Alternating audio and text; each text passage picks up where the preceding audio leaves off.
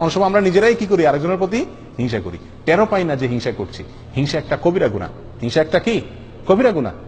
কোরআনে কারিমে আল্লাহ সুবহানাহু ওয়া তাআলা হিংসার বিষয় একাধিক আয়াতে আল্লাহ তাআলা আলোচনা করেছেন। এক আয়াতে আল্লাহ বলেছেন আম ইয়াহসুদুনান নাসা আলা মা আতাহুমুল্লাহু মিন ফাদলি। আল্লাহ কাউকে দয়া করে কোন একটা কিছু দিবেন, ফসলটা ভালো হয়েছে, ইনকাম ভালো হয়েছে, তার প্রমোশন হয়েছে, কোন একটা ভালো দিক আল্লাহ তাআলা তাকে দিলেন, এটা দেখে তুমি হিংসা করছো যে আল্লাহ দিবেন সেজন্য? তার মানে তুমি তো আল্লাহর এই ফয়সালাকে তুমি মানতে পারছো না। রেজাবিল কাজা ইমানের গুরুত্বপূর্ণ পয়েন্ট। তার মানে তোমার ইমান আছে কিনা এটা নিয়ে সন্দেহ। আল্লাহ তাকে দিয়েছেন, এটা আল্লাহর ফয়সালা, অতএব এটা তুমি সন্তুষ্ট থাকতে হবে। তুমি হিংসা করলে তার কোনো ক্ষতি করতে পারবে না। প্রিয় ভাইরা, আপনার অন্তরে হিংসা আছে কিনা কারোর প্রতি কিভাবে বুঝবেন?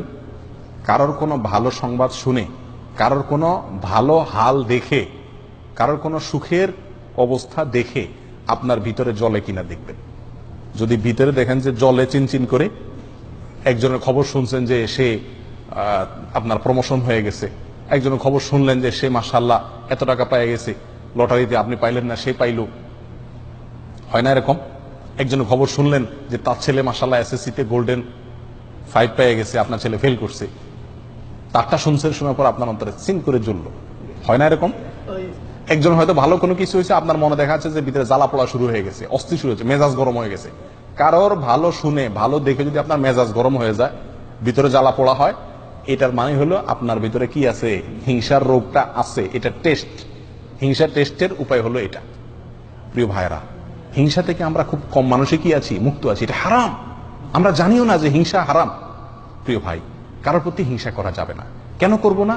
নাম্বার 1, এটা আল্লাহর ফয়সালা, আল্লাহ তাকে কল্যাণ দিয়েছেন।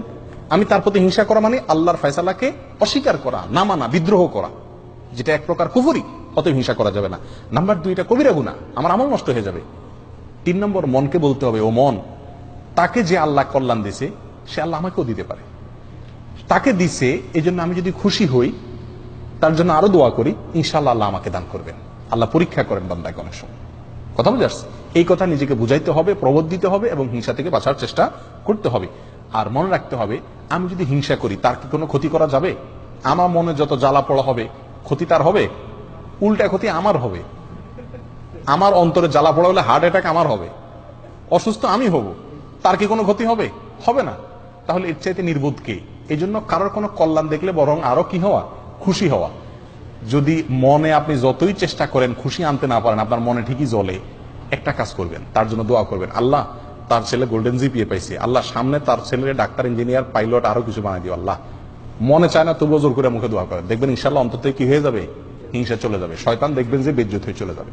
আল্লাহ তাআলা আমাদের সবাইকে হিংসার এই ভয়াবহ অপরাধ থেকে, গুনাহ থেকে বেঁচে থাকার তৌফিক দান করুন। আর হিংসা করে আমাদের কোনো ক্ষতি করতে চাইলে সেখান থেকেও আমরা যেন সঠিকভাবে আত্মরক্ষা করতে পারি, সেই তৌফিক আল্লাহ তাআলা দান করেন। জাযাকুমুল্লাহ ওয়া খুদা আহমদুল্লাহ।